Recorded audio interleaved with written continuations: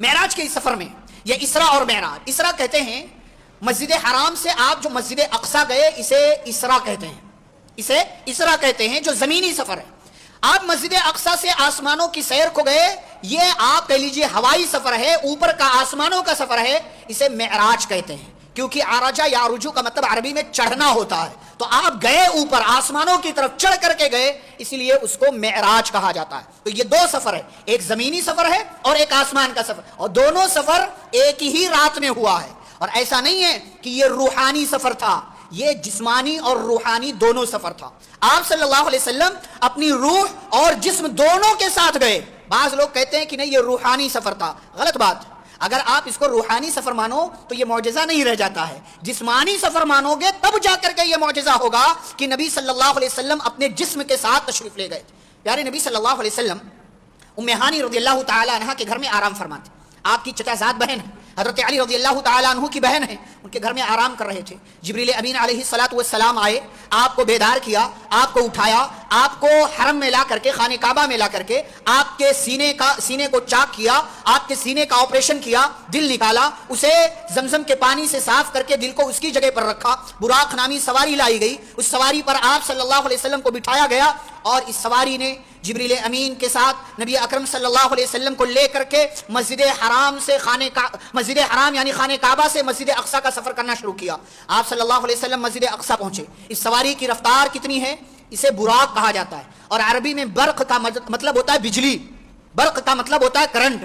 جتنی رفتار سے یہ بجلی کام کرتی ہے، اسی لیے اس سواری کا نام براق تھا۔ اس کا ایک قدم اتنی دوری پر پڑتا تھا جتنی دوری تک نگاہ بندے کی پہنچ جائے، یہ اس کی رفتار تھی اور یہ اس کی اسپیڈ تھی۔ آپ صلی اللہ علیہ وسلم پہنچے مسجد اقصی، اور آپ نے اپنی یہ سواری اسی کھمبے کے ساتھ اسی جگہ باندھ دیا جہاں انبیاء کرام علیہم السلام اپنی سواریاں باندھا کرتے تھے۔ یہ انبیاء کی سرزمین ہے۔ حضرت ابراہیم علیہ السلام یہاں آئے، لوط علیہ السلام یہاں آئے، اسحاق علیہ السلام یہاں رہے، یعقوب علیہ السلام آئے، یوسف علیہ السلام آئے، زکریا علیہ السلام آئے، یحییٰ علیہ السلام آئے، بڑے بڑے پیغمبر یہاں آئے ہیں۔ مسجد اقصی، بیت المقدس، فلسطین، یہ انبیاء کی سرزمین ہے، مقدس سرزمین ہے، اس لیے اللہ نے کہا الذی بارکنا حولہ، ہم نے اس کے ارد گرد برکتوں کا نزول فرمایا۔ پیارے نبی صلی اللہ علیہ وسلم نے سواری باندھ دی۔ بعض علماء نے کہا جاتے ہوئے، بعض نے کہا واپس آتے ہوئے، انبیاء کرام کی مسجد اقصی میں تمام نبیوں کی پیارے نبی صلی اللہ علیہ وسلم نے امامت کروائی، آپ کو امام الانبیاء بنایا گیا۔ اس کے بعد آپ آسمان کے سفر پر روانہ ہوئے۔ پہلے آسمان پر پہنچے، دروازہ جبریل امین علیہ السلام نے کھلوایا۔ دربان نے پوچھا کون؟ جبریل نے کہا جبریل، میں جبریل۔ کہا ومن معک، آپ کے ساتھ کون؟ کہا محمد صلی اللہ علیہ وسلم۔ کہا ہاں، آپ ہی لوگوں کے لیے حکم دیا گیا تھا دروازہ کھولنے کے لیے۔ دروازہ کھلا، پیارے نبی صلی اللہ علیہ وسلم پہلے آسمان پر پہنچے، آدم علیہ السلام سے ملاقات ہوئی، اور اس طرح کرتے کرتے دوسرا، تیسرا، چوتھا، ساتویں آسمان تک آپ پہنچے۔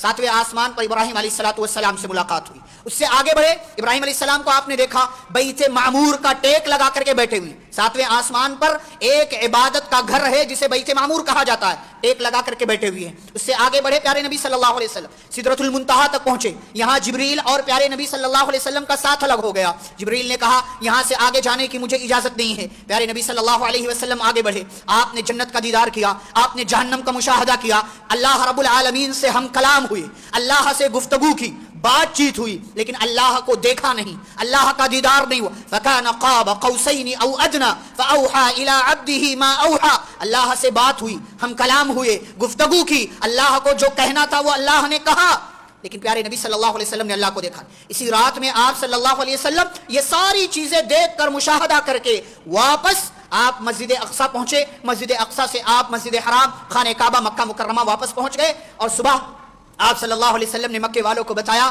مکے والوں آج میرے ساتھ ایک عجیب و غریب واقعہ ہو گیا ہے۔ کیا عجیب و غریب واقعہ ہوا؟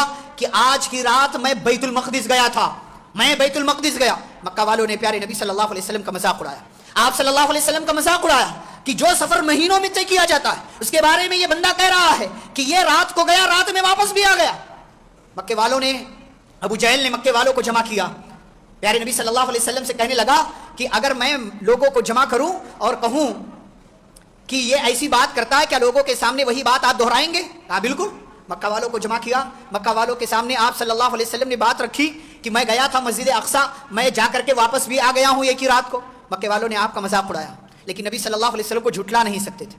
نبی کو جھٹلا نہیں سکتے کیونکہ نبی کو کبھی جھوٹ بولتے ہوئے پایا ہی نہیں. آپ کی شخصیت پر جھوٹا ہونے کا داغ نہیں تھا اور مکہ والے جانتے تھے. جھٹلا نہیں سکتے تھے. اسی لیے کہا سوال کروں جواب دو گے؟ کہا ہاں جواب دوں گا. پیارے نبی صلی اللہ علیہ وسلم ایک سفر گئے, وہ بھی رات کا سفر ہے. کیا دیکھا کیا نہیں دیکھا؟ دیکھا بھی ہے تو دماغ میں وہ چیز زیادہ دیر تک باقی نہیں, جس ایک بار دیکھا. لوگ سوال کر رہے ہیں. پیارے نبی صلی اللہ علیہ وسلم کی نظروں کے سامنے آج کے زمانے کے حساب سے کہہ دے گویا کی اسکرین لگ گئی.